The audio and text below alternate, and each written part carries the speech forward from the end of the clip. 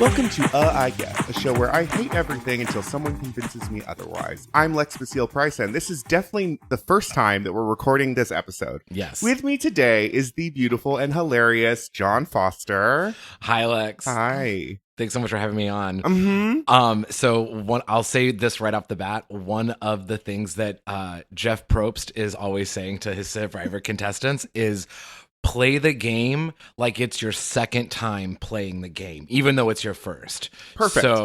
So we are going to play this like it's our second time recording it, even though it's our first. It's definitely our first, and I don't know why you would bring up a person that I have no idea about. So what are we wrong about today, Jon? Oh, we'll get into who Jeff Probst is. I'm so excited to talk about this today. Today, I am here to talk to you about Survivor, the new era. The new era. The new era specifically. Okay. Because I used to watch Survivor as a kid. It came out in what, like 2000? Like 2001? Yeah. Something like that. And like watched it for a little bit, like very much fell off. So new era is what?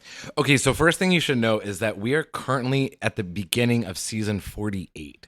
Oh my God. So this show has been around for 48 seasons. Right? It's one of the longest. And it's because they do 2 seasons a year. Right? Okay.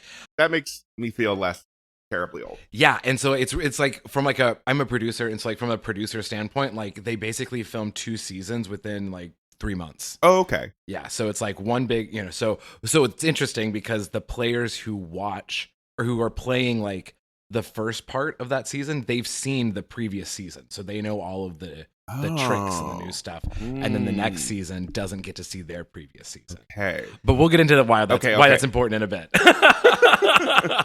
So I'm here to talking specifically about the new era because I, like you, watched Survivor as it was coming out until like I went to college, because in college I didn't have a TV for a few years. And so like I stopped watching all of the shows that I watched. Yeah. I mean, for children out there, it was not very easy to watch things. And like I don't know if your school had it, but like you could access the like college data sharing, file sharing.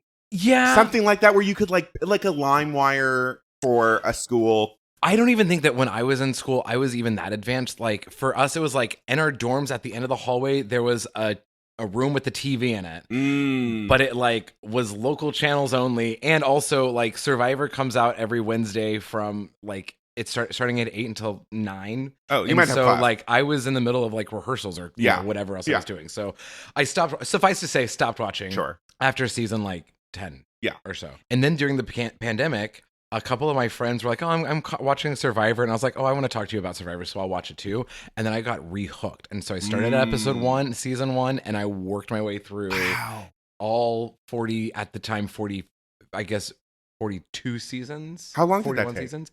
It took me, how long was the pandemic? How long were we locked up? 20 years. Yeah. It was something like I would be watching like 3 or 4 episodes a day. Oh, okay, that's not too bad then. Yeah, that's not too bad. It's like a year and a half. Yeah, that's a lot. Yeah, it was a lot of Survivor, but I'm obsessed. And so all this to say, the new era basically is as seasons that we are calling season 41 to current. Okay. Was there anything like momentous about that? Yeah. Okay. Yeah. So season 40 was what they called the Winners at War season, where all previous winners were basically invited back, and 20 of them said yes. Okay, that's a pretty good percentage. Yeah. And it's a really good season. It is like, but the gameplay in that season is so good that it kind of like, because it's all of these like all-star players, right? That it kind of affected how the rest of the game, the seasons after that are played, because it just raised the bar of like what the game could do. And theoretically reminded fans of the show, future players of the show, like, oh, right, I could do that strategy or this strategy or whatever. Totally. And so it's been around for a really long time. And I think that a trademark of a show that is around that long, which there aren't that many. No, Big Brother came out around the same time. Amazing Race is there. Yeah. The Challenge, I think, is that. But even like outside of that, just like TV shows in general, like what else has lasted that long? Like The Simpsons. Yeah. Period. Right? So like not a lot of shows last this long. And the way that Survivor has kept it going and kept such a strong fan base is because they are continuously evolving the game, right? And so the first big way that they evolved the game is that they introduced immunity idols, and this was around like 5 or something, maybe. Sorry, I'm talking about hidden immunity idols. So you could go into the jungle and search for a hidden idol, and I might be wrong. My brain is a bit mush on the exact season, but this is like. You're not here for old Survivor. You're here for new Survivor. Yeah. It was a hallmark of like a different time frame before the new era of like, oh, we're leveling up. I want to say it was like early 30s. Oh, okay. That they were like, all right, we're gonna now add things you have to find, and that initially, rather, what that did to the gameplay is that it impacted the way that people voted at tribal council, because. I guess we should back up for like your listeners. Yeah, listeners don't know any Survivor. Never seen Survivor. It's 20 castaways stranded on an island. They compete for challenges. If their tribe lose challenges at the end of the episode, that losing tribe has to vote somebody off.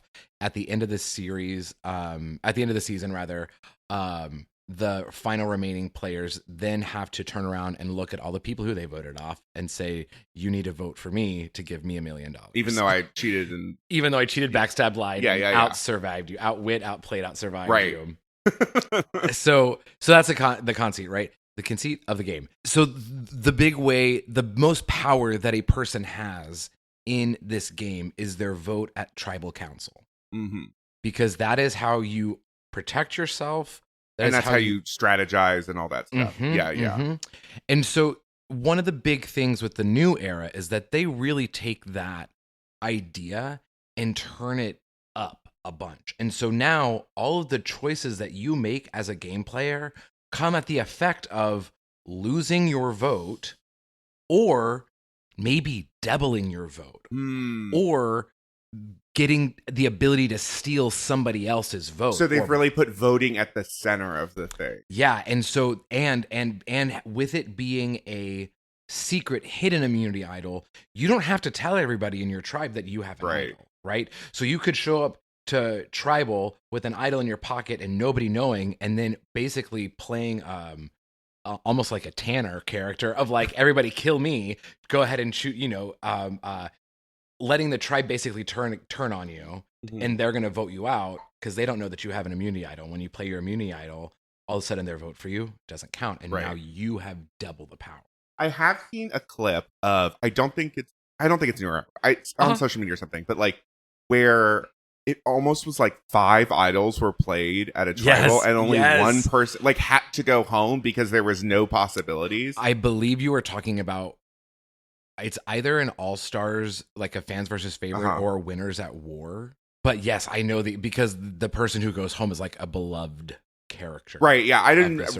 It wasn't anyone I recognized from like early stuff, but I think it was like somewhere in the middle or whatever. But it was just like, all right, I have this, and I'm playing it for this person, and I have this, and I'm playing it for this person, and it's like, you're the only person that can go home. Yes. Bye. Yeah. And so, and that happens every once in a while. Like, there are times where, let's zooming back, 75% of the time, tribal goes where like there's conversation before, and then it's all right, let's vote, and like it's usually like a 60-40% vote on who goes home, but that's it.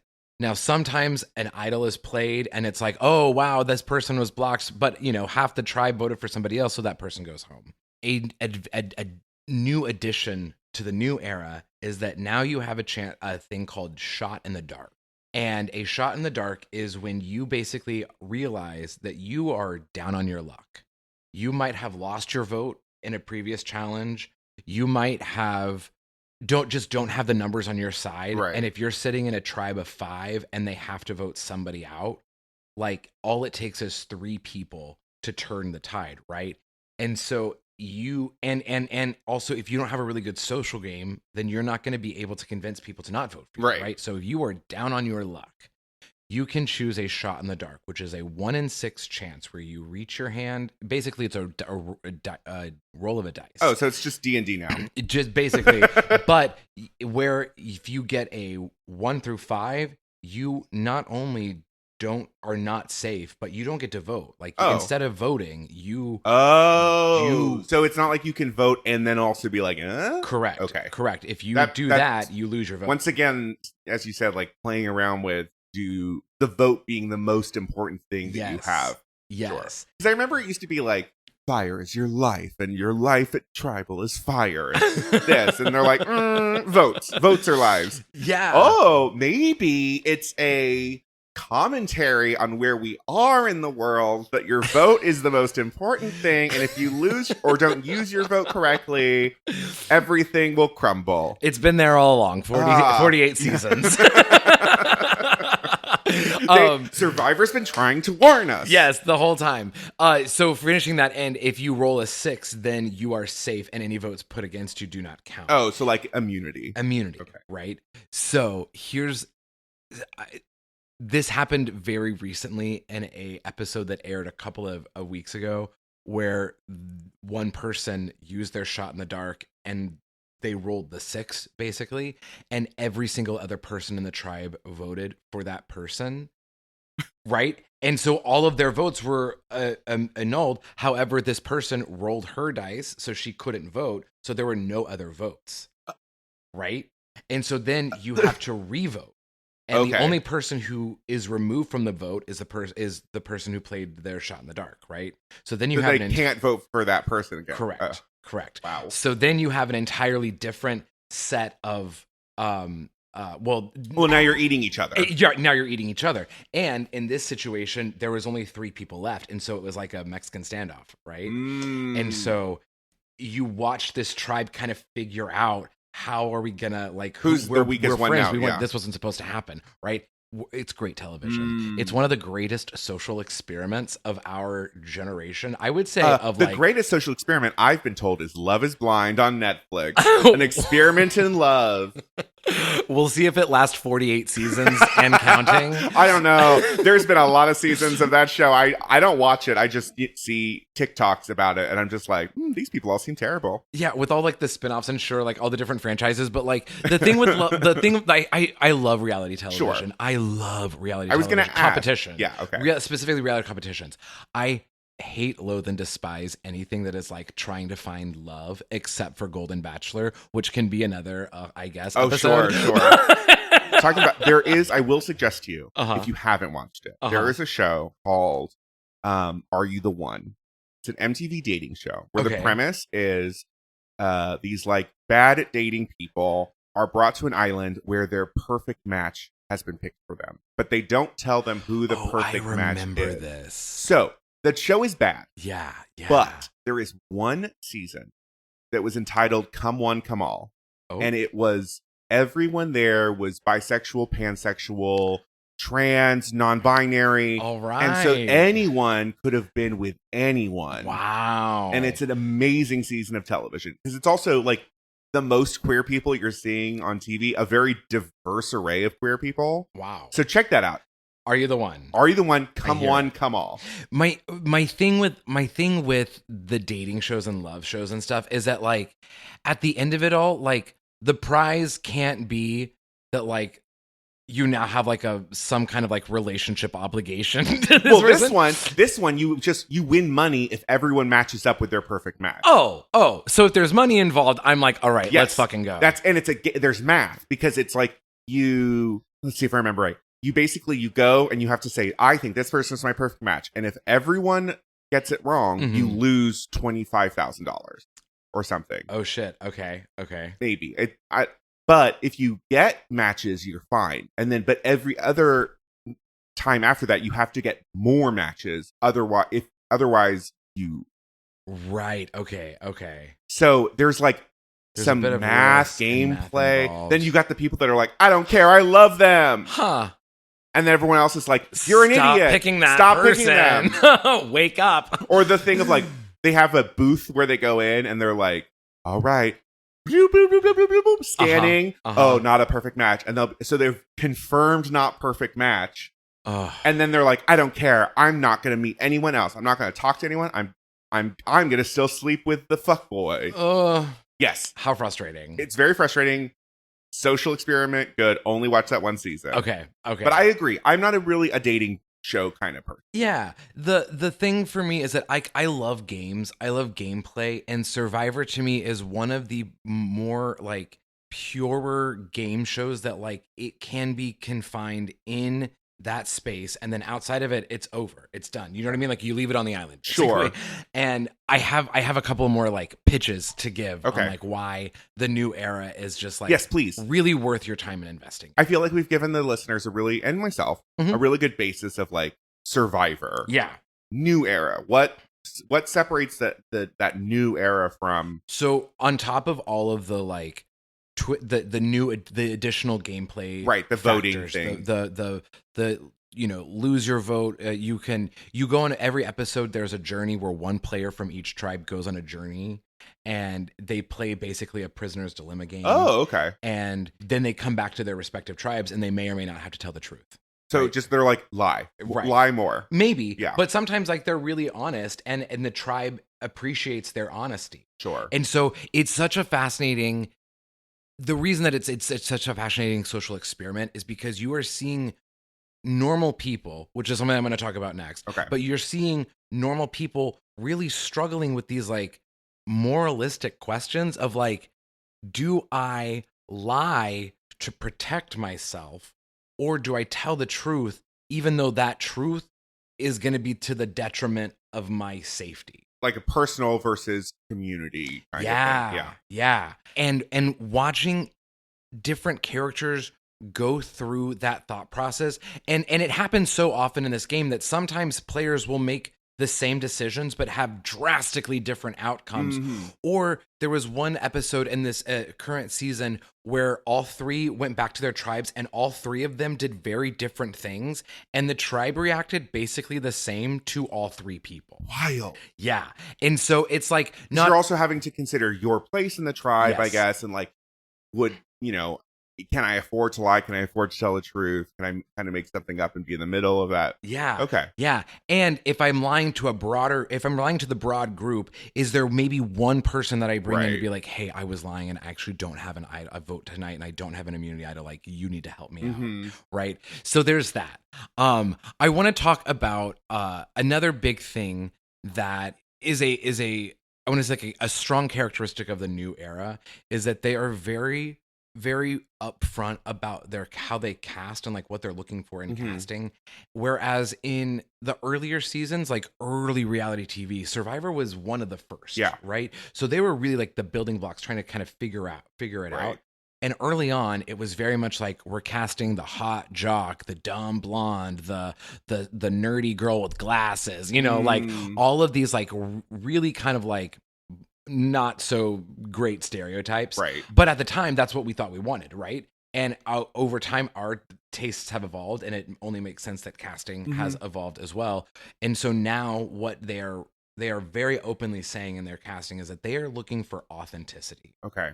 They're not looking for somebody to come in and play a character. They're not looking for somebody who isn't very sure of themselves.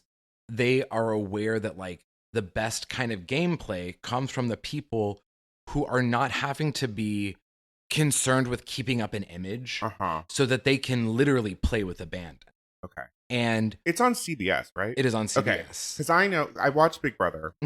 And for those unaware, CBS instituted, I want to say maybe like 5 years ago, instituted a mandate, basically. Yeah. That half of their cast had to be somewhat diverse. Yes. And I know that it really helped Big Brother because, and I think it was early Survivor, if I remember correctly, there was a lot of like, well, we just get rid of all the people of color. And then, oh, whoops. We just happen to be in an all-white alliance. We're not going to call it an all-white alliance, but it's an all-white alliance. Right. Yeah. That. Because there was usually only like a few people. Well, yeah, that was something that was kind of a watching from season 1, episode 1 in 2020 all the way through. There were so many seasons where I was like, Jesus freaking my God, how did they? There's one. All the microaggressions. There's some really bad things that happen in like the late teens of Survivor, early 20s. Not where like you can just tell that the editors did not have a 2020 consciousness. Right. Well, and I think too, like, I think back to that time in America, and there was a lot of this thing of like, well, we're post-racism. We are colorblind. We don't take that into consideration. And so I think this idea of like, well, it's going to be a social experiment. What happens? And it's like, it wasn't our fault. That's just what happens. And it's like, no, but come on. Yeah. We have to be more aware of that. I think definitely watching that in 2020, at that time, you're just like, oh, man. Yikes. Yeah. And like, it's definitely one of the things where it's like, all right, well, I'm glad that I'm not like, oh, this is really cool. Let's keep watching more of it. It's very much like, all right, I recognize that that is a problem. I think it's very similar to get to some of your old territory, Pod Leadum, when they had to do like your DNA and me test, and then like that's the race that you have to paint on your face. Like that was the best of them. We had to talk about blackface 3 times. Yeah. That was the best case scenario because they didn't paint their face that time. The first time they painted their face, there was literally a person in blackface. Then the second time, they were like, got it. We heard your notes. Biracial.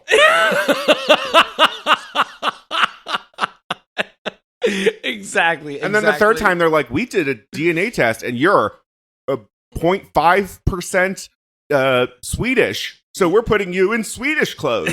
Like...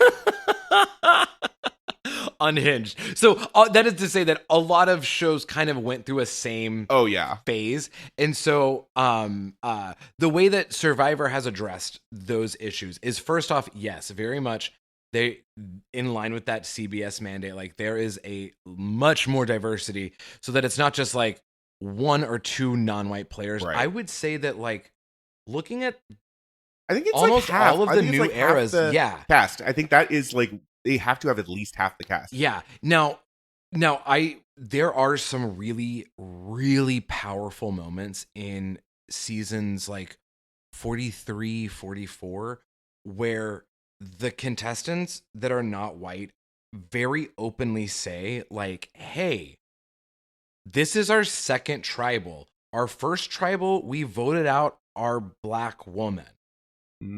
As the second black woman in this tribe, I don't want to go home next. And they have a very long. I mean, like I'm bastardizing, of course, the conversation, but it's that idea. Well, and I think too, like what people that aren't white people don't realize what it's like to be in a minority, and like queer people, you kind of have that, right? I pass white. But just by having more people around you with that experience allows you to speak up. Yes. It just allows you to have that conversation, right? Yeah. Because otherwise you're like the problem. Yeah. You become like, oh, okay, we're playing the race card, the gay card. Like, rather than just like, no, let's talk about what's happening, whether you saw it or not. Totally.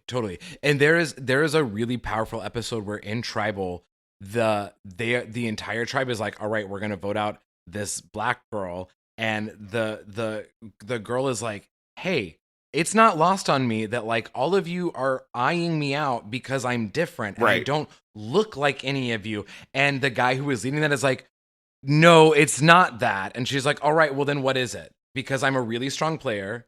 I have won more challenges than anyone else in this tribe. I, have not betrayed anybody. I'm not, all these things. And it's kind of like, whether or not that's your intention, that's what your actions are saying. If you're going to do that, you need to come with receipts. Yeah. You're really annoying. You lose everything. Yeah. You aren't good at puzzles. Yeah.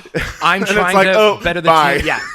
Yeah. Any kind of other thing. That isn't just like, well, you don't seem to fit in. Yeah. Or my favorite, I don't know how aware some listeners might be, but the thing that I think we haven't addressed fully on TV especially, but in life, is this idea of like, the sneaky Asian person. That's I think we haven't tackled that yet as, and maybe I'm more sensitive of it. For those of you, I'm Persian, but very white passing. But like, it very much comes across as like, well, they're sneaky. And it's like, you don't use that word for anyone else. And I know they've used it on like Big Brother. They've used it on other shows that I've watched. And I'm like, that's the one we haven't like pinpointed, because like I think with Black women especially, loud, has become, like, as soon as you say that, people are like, no, we aren't doing that anymore, right? Strong, like, all that, like, where it's very pointed, but sneaky Asian people is like the thing that now I've said it, you will notice it. Keep an eye out you will keep it noted, but it literally takes that person to, like, say it. I've said it to another former Pod Leadum host, JW. I pointed out, and he's like, right. Not that he's saying it, not that you're saying it, but especially on TV where like but it's like, you're all sneaky. You're all snakes. We're all lying. We're all lying. But we're only saying it about the Asian person. Right. I'll have to go watch. Yeah. So a big characteristic, I think, of these games that are like social voting out is that very early on, within the first couple of episodes, almost all non-white characters are voted out. And I will say that I've watched a lot of them. I would say looking at seasons 41 through the current, that has not been the case. That's good. And I think that another strong benefit of the diverse, like the expanding of the diverse casting is that you have more people, that you have just more diversity in Final Tribal. In the final, there's it is not just, as a lot of people would assume, like the strong white men that make it to the end. Right. And there is obviously, I would say it's fairly 50-50, if not 60-40 on the side of more women in Final that's good. Tribals. And beyond gender, beyond race, there's also just a lot of different, for me, body types was a big thing. Like, I think that I really liked watching the early seasons of Survivor because I was like discovering my sexuality and they're like fun to look at, high school. And so it was like all these like hot, sweaty, dirty men like running around in their underwear with their like dick prints bouncing around. I remember some loose boxer shorts on that show. Yes, there's one season where they let a dick slip happens on TV and they don't censor it, and you better believe that my little I was like, oh, rewind. Thanks, DVR. It's 2005. We have DVR. I will say, side note, this is like a bit more of a meta. I also am watching Australian Survivor, and in Australian Survivor, these men get naked. Oh my God. It is such a sight for the eyes. I don't watch it as a following, but okay, getting us back in the new era. There have been, since really season 41 is where I like really started tracking this, is that I saw a lot more people that have a body that looks like mine. Right. And not just competing or being cast, but like winning. Right. And so well, just glamour muscles are that a lot of the time. And the reason that I bring that up is because I think that this is something that speaks to why Survivor has lasted so long, is that you are seeing a lot of different people represented in the winner's circle. Okay. Whereas I'm going to do an entire, like, I would say an exact juxtaposition of that is something like RuPaul's Drag Race, where there has been only 17 seasons and we're kind of getting over it. Right. You know, we're kind of like trying to get any kind of water from a rock. Plus size winner in the American Drag Race. Right. Literally, you can say that about so many things. Right. Like we've had 2 Asian people. And that's it. Yeah. And not just in America, like almost all the franchises. Right. Like there is just, it's kind of like there is just a very, I would say like 3 specific types of winners in Drag Race. In Survivor, there are so many like different factors that lead up to it, but what the end result is that final tribal is not going to be the same as any other previous final tribals. That's cool. I think it's a really powerful social statement. And especially with the seasons that were filmed from like 2021 to 2024 so far have been responsive, very, not only responsive, but they're like, no, it's our responsibility to talk about this. Okay. One of Jeff's sayings when he calls the players into the arena is he says, come on in, guys. And for 41 seasons, nobody really had anything to say about it. But it happened the season that they filmed after, around like the Me Too movement. It was like, oh, hey, there's a lot of genders present in this, and there have been a lot of genders present. They've had a couple of transgendered players. They've had, obviously there's a lot of gay people that have been on it. There's people that have openly talking about their bisexuality. Like there's a lot of sexual and gender spectrums represented, and so saying guys just kind of felt not correct or authentic anymore. And they talk about this very openly in an episode, and they're like, hey, it's our job as this entity to say, like, we are changing this because this is like the marked decision that we're making, right? And we're spending a minute on a TV series where you only have 44 minutes to tell a story. And so what you put in matters. Yeah, I mean, to give myself a little pat on the back, I've done a very similar thing where I've shifted, because I grew up in California, Southern California, where we call everything dude. Guys is like really gender neutral. Yeah. But I've just like, I work with kids, and I have taken to, I say y'all more often. I say folks. A lot of like, instead of like, all right, guys, I'm like, no. All right, folks, let's do it. And now I will say, not all the kids always respond. Sure. But you have to do your little part. Yeah. It's like even just like using they as a gender neutral pronoun of just, I don't know. Anyone, they. And 100%. Also, that's so much easier. Do you remember the stupid high school essays where you'd be like, his or hers? Yes. Yeah. Yeah. When they is right when there. When they is right there. You could just say that. Instead, I remember pushing back on that. I was like, I am not writing that. But then my essays all sounded really like hoity-toity, because I'd be like, one's. One's own.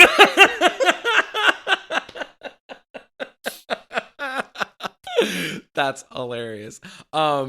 Yeah. What questions? Like I'm curious. Like I have a couple more things. Oh, I have a big question. Yeah. I feel like it's going to inform my enjoyment of the show. Okay, let's hear it. Are you interested in being on Survivor? Does watching the new era of Survivor make you interested in doing Survivor or going after that? I am so glad you asked this, Lex. I want to be on Survivor so bad. I especially like after like 2021, I told myself like, all right, I have like a few personal goals that I need to hit because I want to be like very honest with myself that like, y'all, Survivor's hard. Right. Like you're out there with coconuts and not even sometimes like you don't have, there is a lot. And I personally, I'll get a little vulnerable. I am somebody who like when things get really hard, I kind of give up. You're like, no, shut down. Yeah, I mean, like, and that's something that I'm very aware about myself, and I have like worked on it a bit. And to me, like that is like the one thing that is holding me back because, Lex, I'm telling you, there is one challenge where they are literally on a gigantic column, on the top of a column, just bear hugging it and holding on for dear life. You know, not everything is for everyone. Yeah, because I'm sorry, I'm a very strong person. No. And these people are staying up there for like 45 plus tiny minutes. People though. Not always, but sometimes. Okay. The like there again, it's so the way that they design. You got to get in that grind set mindset. Yeah, but like I will say that like the way that they design the challenges, it is not advantageous for the tallest, strongest, muscular man to win. There are so like I will say that, but I want to talk a little bit about that in a bit too, but just like there are Survivor puts its contestants in so many situations where you have got to have like a strong mind will, right? So that's what's holding you back right now. And right now that is the one thing that I'm like because the biggest fear in my life is not that I'm going to lose Survivor, but that I'm going to like fuck up a challenge and be like look the a first fool. Person out. Yeah, look a fool. Because honestly, that happens. You know what I mean? Where it's like, how could this person not swim 2 meters? And it's like, okay, well, there's lots of other things going on. All right, maybe. I imagine your therapy sessions. You're going in like, okay, today I want to work on Survivor in 2 years. How do we get there? Yes, honestly, Lex, I have had that conversation. I had that conversation literally 4 weeks ago with my therapist. He was like, all right, let's work on it. What do you want to do next? And I was like, the thing that's holding me back right now that I'm like, I don't want to live in regret is I want to be on Survivor. So yes, and I have, I literally like talked to a really good friend of mine about filming a video for me in 2 weeks when he's back from out of town. So it's gonna happen. You got to start it. You have to start it because a lot of these people, you're rarely going to get cast in the first time. Yeah, a lot of these people say that they are submitting like 5 or 6 times. The person who won 2 seasons ago said that they submitted like over 15 audition tapes. So you got to start 3 years ago. And then they one season they were cast as the alternate, and so they flew them to Fiji. And then it was like at the last minute, it's like, all right, sorry, like nobody backed out. So, or no, you didn't fill. So apply again next year. You know what I mean? Yeah. And then they applied again the next year and they got on and they won. And so like, it's just like a long process. But so yes, know that I love playing games so much and there is no better game to me than Survivor. Well, this has been a really fascinating conversation. I'm so glad we've had it. Yeah. For the first time. Where can our listeners find more about you? Oh man, good luck. It's hard. I know. That's why it's very specific. Yeah. I'm not on social media currently, and so it's very hard to find me. Can I tell you this?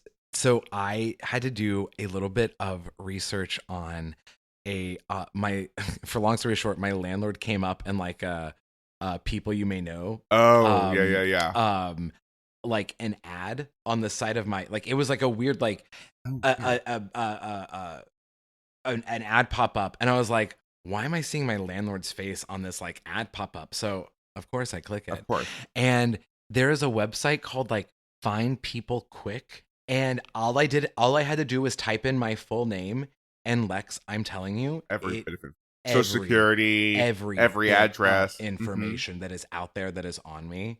So like, if you got some sleuths of listeners that want to really find me, they'll find Jonathan you. Eric Foster.